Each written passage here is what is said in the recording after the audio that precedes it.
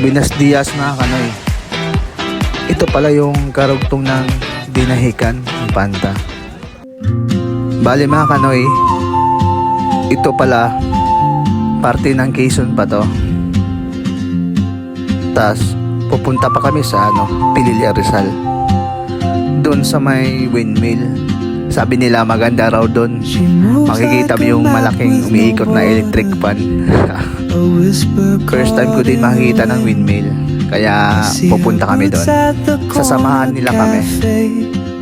With a notebook and a grin. She's chasing skies I've never named. Konti lang talaga video ko dito banda. Gawa na ulan. Baka kasi mabasa yung cellphone ko. Wala na, masisira na naman. Itong video na to, matagal na to. Ito yung karugtong ng Dinahican Infanta Quezon. Ngayon ko lang na-edit gawa. Busy sa trabaho kasi nawalan tuloy ako ng oras sa pag-i-edit. Andito na kami sa Pililla Rizal. Diba? Ang bilis. Kunti lang kasi video eh. Pasensya na kayo mga kanoy. Ayan na mga kanoy. Medyo malapit na kami sa windmill. Pero pupunta kami dyan sa mas malapitan pa talaga. Yung kulang na lang yayakapin mo yung windmill. She hums a tune I've never heard in languages I Bali mga kanoy, andito na kami. Nakakita niyan, nasa malapitan na kami konti. And dreams she'll never keep. I sip my coffee, miss my cue. Ayan na mga kanoy, kita niyan. Ayan oy, sobrang laki. Siguro pag yan ginamit ko sa bahay, iwan ko lang. Matangay pati yung chismusa mong kapitbahay. Picture tayo.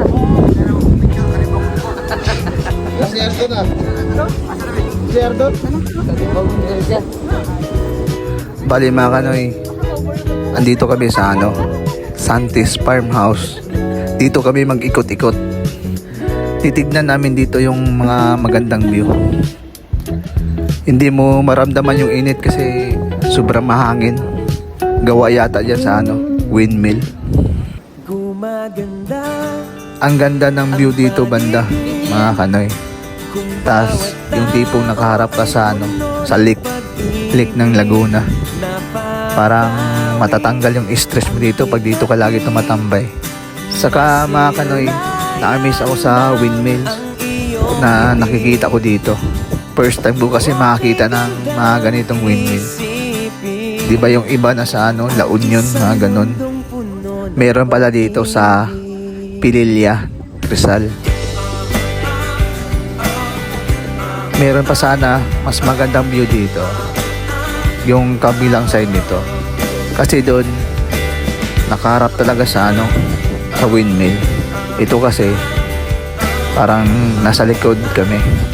Pero okay lang naman kahit nasa bandang likod kami. Sulit naman yung punta namin dito kasi maganda naman talaga view dito eh. Nakita niyo naman siguro.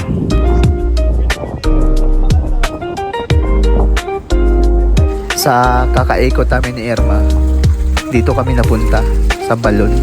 Akala ko malalim, yung pala mababaw lang pala. Medyo maliit lang yung farm nila. Pero okay na kasi malinis naman eh. Tsaka maganda pa yung farm nila. May nakita kasi ako dito banda na prutas. Panibago sa paningin ko. Yun pala, chicos. Bali mga kanoy, ito yung magandang galaan sa mga magjowa. Yung tipong dito nyo bubuin yung mga pangarap nyo. Sige na mga kanoy, hanggang dito na lang yung video ko. Gawa maiksi lang kasi ito eh. Maraming salamat sa panonood nyo.